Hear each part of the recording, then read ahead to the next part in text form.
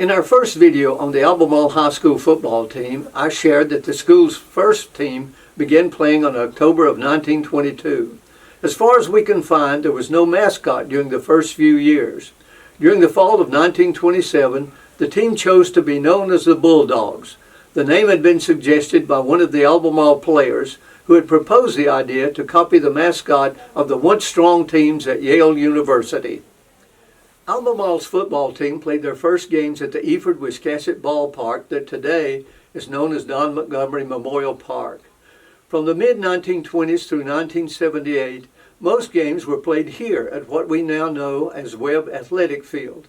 During the 1978 season, the team began to play at the current stadium on Park Ridge Road beside the present-day high school.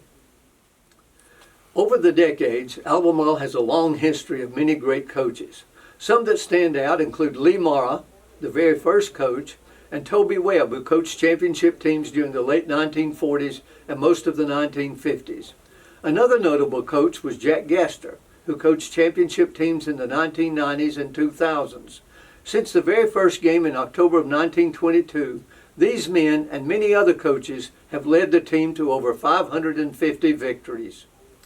On Friday, October 7 of this year, Albemarle High School will be celebrating the long history of our football program during the game that night against South Stanley. We hope you will join us to help celebrate the Bulldogs' winning tradition.